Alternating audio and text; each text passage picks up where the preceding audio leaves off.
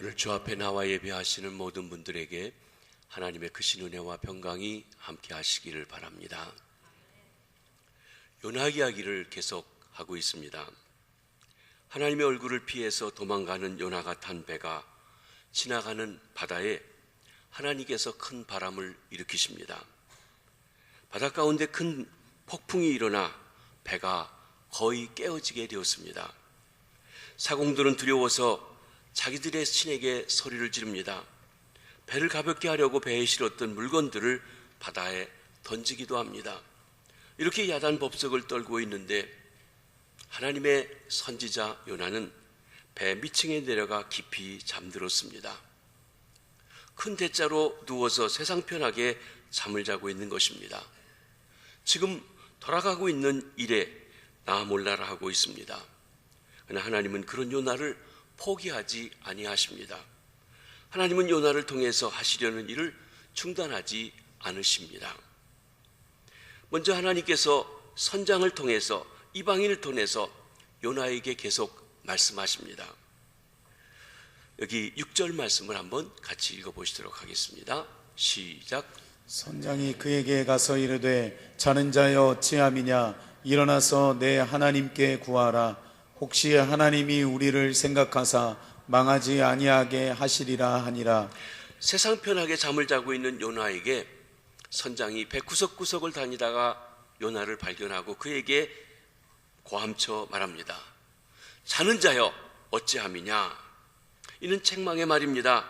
배가 거의 침몰하기 직전에서 사람들이 버릴 것을 다 버리고 살아남기 위해서 정신없이 이리저리 뛰고 있는 상황입니다. 그런데 배 밑층에 한 사람이 잠을 자고 있는 것입니다.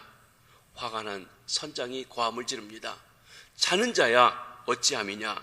이는 분명 책망의 말인 것입니다.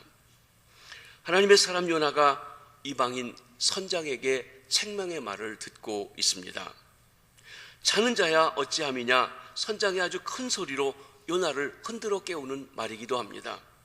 이 장면은 마치 풍랑으로 배가 침몰하기 직전 상황에서 제자들이 예수님을 흔들어 깨우던 것과 연관성을 보게 됩니다. 그때 제자들이 예수님께 외칩니다. 주여 우리가 죽게 되었나이다. 주무시나이까. 그런데 제자들이 예수님을 깨우는 장면을 묵상해 보면 실상은 예수님께서 제자들을 영적으로 깨우시는 것입니다. 주님이 함께 있어도 하나님이 그들과 함께 계시다는 사실을 깨닫지 못하고 있는 그들에게 주님이 항상 함께 있음을 깨우치고 그리고 풍랑과 세상의 두려움보다는 주님을 의식하고 살아갈 수 있는 그 믿음에 대해서 깨우쳐 주시려고 했던 것입니다. 자는 자야 어찌함이냐. 영적 차원에서 볼 때 이는 하나님의 사람이 들어서는 안 될 말이기도 합니다. 사실 요나는 니느웨로 가서 잠자는 영혼을 깨워야 할 사명을 받은 사람입니다. 근데 잠자는 영혼을 깨우라고 보냄받은 요나가 오히려 하나님에 대한 감정 때문에 깊은 잠에 빠져 있습니다. 덕분에 엉뚱한 사람 이방인 선장에게 요나는 지금 흔들어 깨움을 당하고 있는 것입니다. 어찌하여 잠을 자고 있느냐. 자는 자여 어찌함이냐 하고 말입니다. 이 말은 선지자가 요나가 들어서는 안 될 말입니다. 요즘 세상이 교회를 많이 걱정한다고 합니다. 교회가 세상을 걱정해야 하는데 거꾸로 되었습니다. 이유는 세상을 깨워야 할 교회가 잠을 자고 있습니다. 영적 잠을 자고 있습니다. 예배도 잘 드리지 않습니다. 기도도 잘 하지 않습니다. 세상 일에 취해 살아가고 있습니다. 그러면서 오래 믿었다, 내 직분이 무엇이다 하면서 잠자고 있어서 세상 사람들은 오히려 교회를 염려한다는 것입니다. 자는 자야 어찌함이냐. 하나님의 음성을 들으시기를 바랍니다. 하나님의 길에서 벗어난 사람은 결국 수치의 자리에 떨어지고 맙니다. 영적인 측면에서 볼 때 선장의 말은 선지자 요나에게 치욕과 수치의 말입니다. 자는 자야 어찌함이냐. 하나님의 말씀에서 벗어난 길을 가게 되면 마치 맛을 잃어버린 소금과 같이 되어서 이 세상 사람에게 무시를 당하고 밟히는 수치를 당하게 됩니다. 그 전형을 요나가 보여주고 있습니다. 영적으로 그런 수치스러운 경지에 들어가지 않도록 늘 깨어 있어야 합니다. 사랑하는 성도 여러분, 우리가 몇 대째 믿는 것이 중요한 게 아니라 내 직분이 무엇인 것이 아니라 하나님과의 관계에서 깨어 있으신지요? 아니면 졸고 자고 있기 때문에 어떻게 모든 상황이 돌아가고 있는지 알지 못하는 무관심한 그 상태에 있지는 아니하신지요? 오늘 우리는 단식이 절로 나오는 시대에 살고 있습니다. 하나님 나라의 사명을 감당하고 세상을 살리는 역할을 할 수 있는 사람들이 나타나야 합니다. 먼저 깨어서 하나님과의 관계가 바로 되어서 세상을 깨우는 사람들이 예수님의 제자요 하나님의 사람들입니다. 예수님의 제자는 세상을 깨우는 사람이 되어야 합니다. 그런데 우리가 잠을 자고 있다면 곤란합니다. 세상에 취해 있다면 곤란하다는 것입니다. 교회가 잠을 자고 있다면 세상에는 소망이 있을 수가 없습니다. 이 땅의 교회는 이 세대를 밝히고 어둠을 넘어 새벽을 깨우고 영적 무지로 신음하는 민족의 정신세계를 깨우는 역할을 감당해야 합니다. 세상이 교회를 향해서 자는 자야 어찌함이냐, 일어나서 내 하나님께 구하라고 고함치는 상황이 되지 말아야 하는 것입니다. 일어나 내 하나님께 구하라. 우리 6절 말씀을 다시 한번 읽어보시도록 하겠습니다. 시작. 선장이 그에게 가서 이르되 자는 자여 어찌함이냐, 일어나서 내 하나님께 구하라. 혹시 하나님이 우리를 생각하사 망하지 아니하게 하시리라 하니라. 여기 하나님의 명령과 똑같은 말을 선장의 입을 통해서 듣고 있습니다. 구하라 라고 번역된 동사는 하나님께서 요나에게 사명을 주실 때 사용하신 단어입니다. 2절에 하나님께서 요나에게 명령하십니다. 일어나 저 큰 성읍 니느웨로 가서 그것을 향하여 외치라. 여기 사용한 외치라라는 말과 6절에 나오는 구하라라고 하는 단어는 같은 단어입니다. 카라라고 하는 히브리 말을 사용하고 있습니다. 이 카라는 강력한 경고를 나타낸다 또는 기도의 부르짖음을 나타낸다 하는 뜻입니다. 따라서 6절의 선장의 말은 자는 자여 어찌함이냐, 일어나서 내 하나님께 외치라 라고 번역할 수 있는 말입니다. 요나는 하나님이 선장의 입을 통해서 말씀하신다는 사실을 간파해야 했습니다. 그리고 그 자리에서 정신을 차리고 하나님께 회개하고 바로 돌이켰어야 합니다. 그런데 요나는 돌이키지 않았습니다.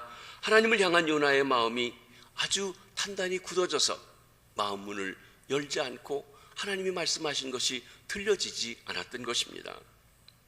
우리도 이런 경험들을 종종 합니다.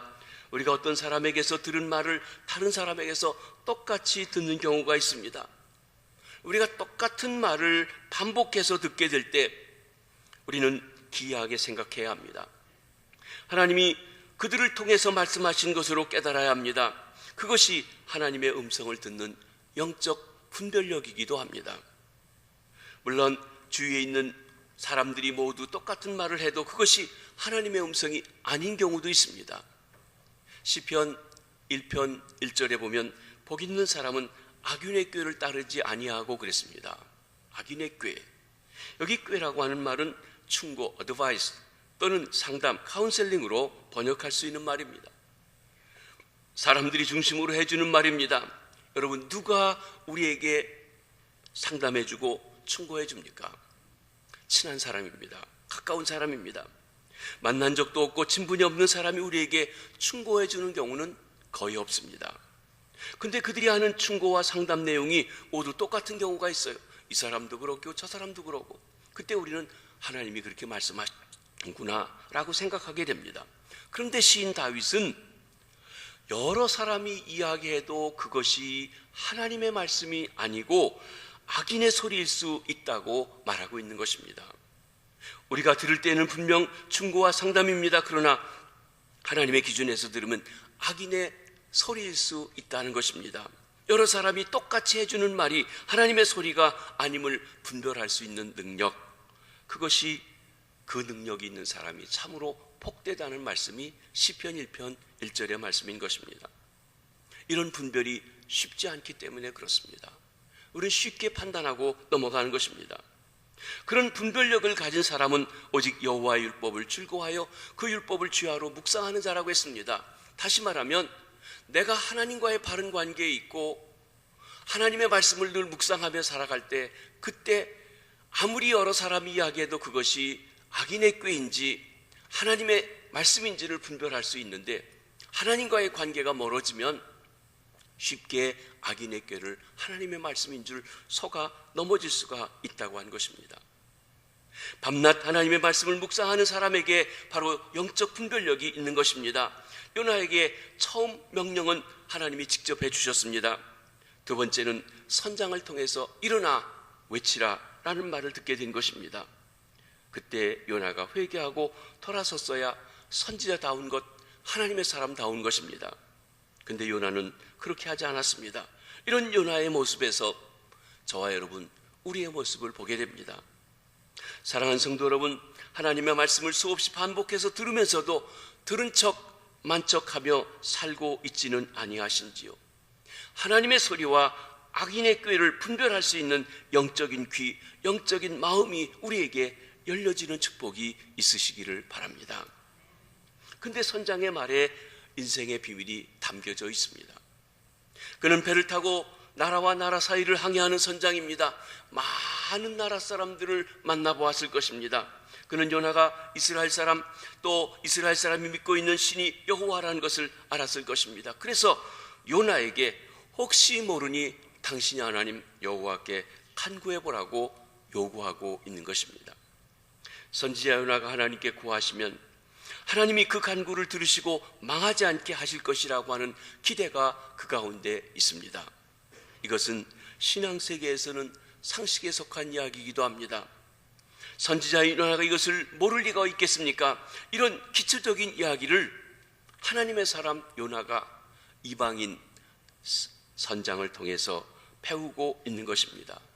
요나 입장에서 보면 어이가 없는 일입니다. 우리도 마찬가지가 아닙니까? 힘들고 어려운 일이 당하면 여호와 하나님께 모든 해담이 있음을 알고 있습니다. 그러나 전혀 신앙과 상관없는 엉뚱한 사람이 신앙생활의 가장 기본이 되는 것에 대해서 부지불식간에 우리에게 가르쳐주고 있다는 것입니다. 그럴 때 우리는 겸손히 말씀 앞에 무릎을 꿇어야 합니다. 이 선장은 자신의 말이 선지자 요나에게 어떤 의미를 갖고 있는 것인지 모르고 말했을 것입니다. 그는 단지 배가 파손되기 전에, 더 어려움을 당하기 전에, 우리가 우리 신에게 불러도 대답이 없는데 혹시 당신의 신이 대답할지 모르니 당신의 신에게 이 이야기를 해 주어서 그 신이 우리를 이 문제를 해결해 줄 줄 한번 기도해 보라고 이야기하는 것입니다. 그런데 그것은 선장을 통해서 하나님께서 요나에게 주시는 말씀이었던 것입니다. 사실 그 상황에서 요나가 할 수 있는 일은 기도밖에 없었습니다. 하나님의 음성을 들을 때 무조건 순종해야 합니다. 요나는 선장의 말을 듣고 바로 하나님께 기도해야만 했습니다. 하나님은 요나가 회개하고 기도하기를 기다리셨던 것입니다. 그런데 요나는 마음을 닫습니다. 기도하지 않습니다. 하나님의 도우심을 간구하지도 않고 있습니다. 그런 어려움에도 끄떡하지 않을 만큼 그렇게 하나님과의 관계가 지금 멀어져 있습니다. 어려움에 처할 때 하나님께 기도하는 것은 신앙생활의 기본입니다. 어려움에서 벗어나려면 하나님께 간구하는 것이 최상의 방법입니다. 하나님 외에 달리 방법이 없음을 깨달아 알아야 합니다. 우리 인생의 생사화복이 하나님께 달려있는데 다른 어떤 누구를 의지한단 말입니까? 하늘에 계신 아버지, 전능하신 하나님께 외치고 구하는 길이 우리의 최선의 방법입니다. 기도가 어려운 상황을 타개할 수 있는 유일한 열쇠입니다. 이 사실을 믿으시기 바랍니다. 믿으신다면 여러분의 어려운 일을 다른 데서가 아니라 하나님 앞에 나와 기도함으로 해결받으시게 되길 바랍니다. 어려운 일이 있다는 것, 기도하라는 이야기인 줄 깨달아 하시기 바랍니다. 어찌하여 자는가? 자는 자여 어찌함인가? 하는 것입니다. 큰 두 번째로 하나님은 요나를 끝까지 추적하십니다. 7절 말씀을 한번 보시겠습니다. 시작. 그들이 서로 이르되 자 우리가 제비를 뽑아 이 재앙이 누구로 말미암아 우리에게 임하였나 알아보자 하고 곧 제비를 뽑으니 제비가 요나에게 뽑힌지라. 배에 탄 사람들이 물건을 던지고 그들이 신에게 부르짖어도 응답이 없자 여기 분명히 어떤 죄를 진 사람, 문제의 원인이 되는 사람이 있으니 이 재앙이 누구에게서 왔는지 제비를 뽑자 하고 이야기한 것입니다. 그리고 제비를 뽑았더니 요나가 뽑혔습니다. 요나는 하나님의 얼굴을 피할 수 없었습니다. 요나는 신분을 깜짝하지 속이고 배의 가장 은밀한 구석인 밑창까지 내려가 숨었습니다. 그러나 하나님을 피할 수가 없었습니다. 시편 139편에 보면 시인이 무슨 일인지 하나님을 피하려고 바닷가에 갔는데 피할 수가 없었습니다. 골방에 숨어도 피할 수가 없었습니다. 어느 골목에 숨었는데도 피할 수가 없습니다. 그래서 내가 어디로 가도 하나님을 피할 수 없다고 고백한 시, 하나님의 무소부지하심을 찬양한 시가 있습니다. 하나님께서 요나를 추적하셔서 제비를 뽑히게 하신 것입니다. 사람들은 요나 때문에 재앙이 임한 것이라고 말합니다. 요나는 축복과 회개와 구원을 선포하는 하나님의 사자입니다. 그런데 어떻게 그런 요나가 순풍의 돛을 달고 항해하고 있는 멀쩡한 배에 올라서 주위 사람들에게 재앙이 임하게 할 수 있겠습니까? 하나님의 축복의 통로가 되어야 할 사람이 재앙을 몰고 다니면 아니 된다는 것입니다. 여러분, 우리는 하나님의 자녀로서 나 때문에 주위 사람들에게 혜택을 누리게 되는 복의 통로라고 하는 영적 자부심을 가지고 있어야 합니다. 교회는 하나님의 은혜, 하나님의 축복, 하나님의 권능이 있는 곳입니다. 그래서 교회에 들어오는 모든 사람에게 하나님의 은혜와 하나님의 축복이 임하게 되는 것입니다. 교회가 그런 공동체가 되어야 합니다. 더불어 성도는 그런 축복의 통로가 되어야 합니다. 그런 의식이 우리에게 있어야 합니다. 실제로 지금도 그런 일이 일어나고 있기 때문에 그렇습니다. 여러분이 어디 가면 자꾸 좋은 일이 생기십니까? 아니면 어려운 일이 생기십니까? 하나님의 축복과 통로가 되어야 할 하나님의 사람 요나가 지금 재앙의 통로가 되고 있는 것입니다. 요나는 신분을 깜짝같이 속이고 배의 가장 은밀한 구석 밑창까지 내려가 숨어 있었습니다. 아무도 그를 의식하지 못하고 모른다고 생각했습니다. 사람들의 눈을 피해 숨어 있으면 그만이라고 생각했던 것입니다. 그런데 하나님은 그가 거기 숨어 있는 걸 아십니다. 그를 찾아내시는 방법도 아십니다. 하나님께서 바다에 풍랑을 보내십니다. 요나가 탄 배가 파선의 직전에 재앙을 만나게 하십니다. 선원들이 살기 위해서 배에 있는 무거운 짐들을 바다에 던지기도 합니다. 그래도 재앙이 가라앉지 않자 제비뽑기를 합니다. 배 안 구석구석에 있는 모든 사람들을 다 찾아 함께 모아놓고 제비뽑기를 합니다. 하나님께서 요나를 추적하셔서 제비가 그에게 뽑히게 하신 것입니다. 사람들에게 추궁당하게 만드셨습니다. 하나님께서 죄를 찾아내셔서 사람들 앞에 수치를 당하게 하기 전에 미리 죄를 자복하는 것이 사실은 현명한 일입니다. 사랑하는 성도 여러분, 혹시 이웃들이 알지 못하는 어떤 은밀한 죄 가운데 있으면서 나는 발각당하지 않고 이 모든 것을 잘 지키며 은밀한 즐거움을 누리며 살 수 있다고 생각하시지는 않으시는지요? 하나님이 여러분을 사랑하시기 때문에 회개할 기회를 주십니다. 아마 오늘이 그 마지막 경고의 말씀일 수도 있습니다. 좋게 회개하면 해결이 되는데 그렇지 않으면 그것을 까발리셔서 드러내시고 모든 사람에게 수치를 당하게 하실는지도 모릅니다. 왜냐하면 하나님이 당신을 사랑하시기 때문에 그렇습니다. 여러분, 하나님께서 죄를 찾아내셔서 사람들 앞에 수치를 당하게 하기 전에 우리가 하나님과의 관계 해결해야 합니다. 우리가 죽은 다음에 하늘나라에 가면 평생 숨기고 살았던 것 한꺼번에 다 내놓게 됩니다. 백보자에 모든 사람들이 서게 되는데 거기에는 내 행위를 기록한 책들과 생명책에 있는데 생명책에 이름이 기록되지 않은 사람은 내 행위를 기록한 책을 보는데 거기는 책이라고 했지만 죽음의 사경에 갔다 온 사람들의 이야기는 내 어릴 때부터 죽을 때까지의 모든 이야기들이 필름같이 쑥 지나간다는 거예요. 영상을 보여줍니다. 거기에는 부끄러운 일, 수치스러운 일도 함께 있다는 것입니다. 그때 가서 수치를 당하기 전에 이 땅에 사는 동안 은밀한 죄 해결해야 합니다.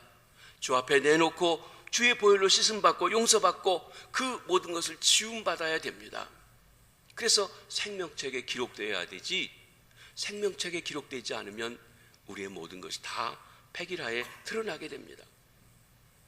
요나는 아직 선지자라고 하는 신분이 드러난 것은 아니지만 요나의 입장에서는 죄비 뽑힌 것만으로도 엄청나게 창피했을 것입니다. 하나님께서 요나로 하여금 창피를 당하게 만드신 것은 한편에서는 하나님의 요나에 대한 사랑의 증거라고 하는 것입니다. 우리도 죄를 지을 때 창피를 당하는 경우가 있는데 그것은 우리를 찾아오셔서 돌이키게 만드시는 하나님의 배려이고 사랑의 표시라고 하는 것을 기억하셔야 합니다. 여러분, 혹시 부끄러움 당하신 일이 있으십니까? 그것 때문에 누구를 원망하지 마시고 하나님이 그것을 날 사랑하셔서 이 부끄러움에서 해결받으라고, 빠져나오라고, 회개하라고 하시는 경고인 것을 깨닫게 되시길 바랍니다. 하나님께서 우리에게 창피를 주시기 전에 미리 자진해서 하나님 앞에 무릎 꿇고 나오는 것, 하나님을 경배하는 것, 하나님께 기도하는 것, 하나님께 예배자로 살아가는 것, 훨씬 지혜롭고 복된 삶인 것입니다. 우리는 영적인 통찰력을 키워야 합니다. 선장과 선원들은 먼저 상식적이고 경험적인 차원에서 해결 방안을 찾았습니다. 그것은 무거운 짐을 바다에 버리는 것입니다. 배를 가볍게 함으로 그 풍랑을 이겨나가려고 했습니다. 하지만 문제가 해결되지 않았습니다. 그래서 그들은 자신들의 신에게 구원해달라고 기도했습니다. 영적인 방법, 초월적인 차원에서 도움을 청한 것이었습니다. 그 기도에도 문제가 해결될 기미가 보이지 않자 그들은 이번에는 틀림없이 우리 배 안에 이 문제의 원인이 되는, 재앙의 원인이 되는 사람이 숨어 있으니 그 사람을 찾아야겠다고 했던 것입니다. 누가 하늘의 노여움을 사서 그런 재앙을 초래했는지 창본인을 찾아내려 했던 것입니다. 그것이 제비뽑기입니다.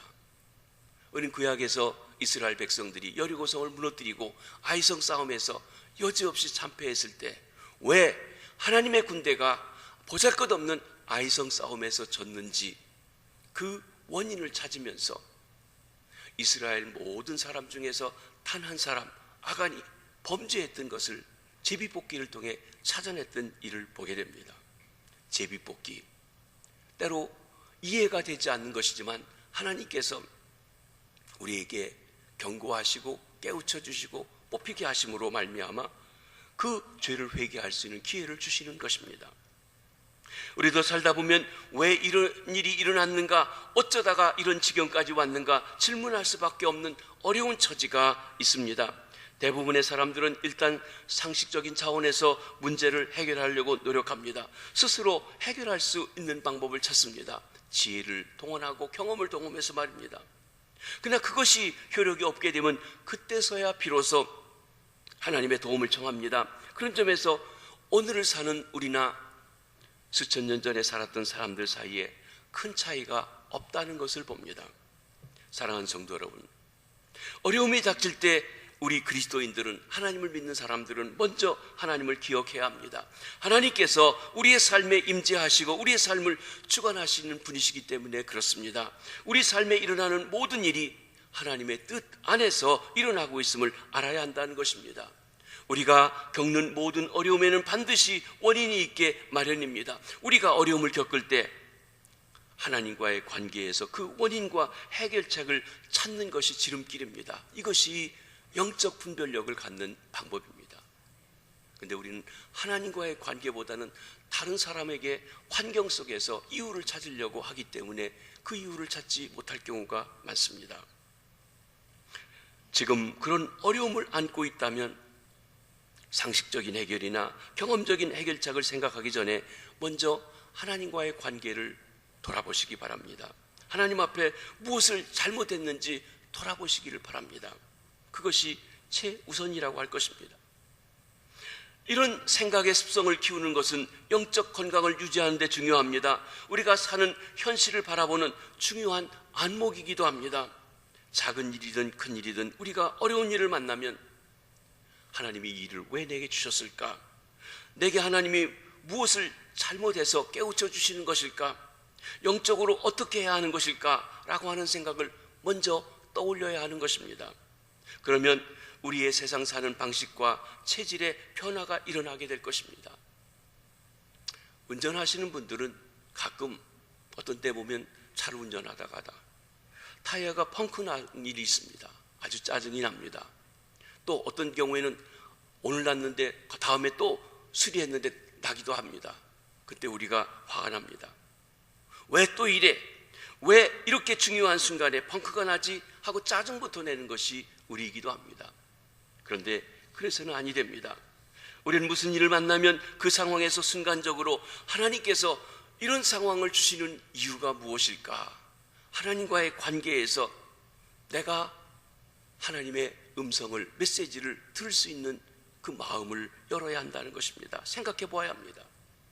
우리 1차적인 반응은 왜 이런 일이가 아니라 하나님께서 왜? 라고 하는 반응이어야 합니다. 왜냐하면 하나님께서 우리를 다루고 계시고 함께 하시기 때문에 그렇습니다. 그런 생각으로 반응할 수 있는 사람은 하나님이 나와 함께 하시다는 사실을, 하나님의 임재를 체험하며 살아가는 사람입니다. 오늘 찬양대가 시선이라고 하는 찬양을 불렀습니다. 내게로부터 눈을 들려 주를 바라보게 될 때 내가 지금까지 보다던 일들을 볼 수 있게 된다는 것입니다. 그게 믿음입니다. 근데 우리는 내 차원에서만 모든 것을 해결하려고 하기 때문에 하나님께서 그 일을 통해서 주시려고 하는 것을 보지 못합니다. 영적인 잠을 자고 있기 때문에 보이지 않습니다. 기도하지 않기 때문에 깨달아 알지 못합니다. 예배 자리에 있지 않기 때문에 알지 못하는 것입니다. 그리고 오히려 그것 때문에 많은 사람들에게 피해를 끼치고 상처를 주고 재앙을 불러온다는 것입니다.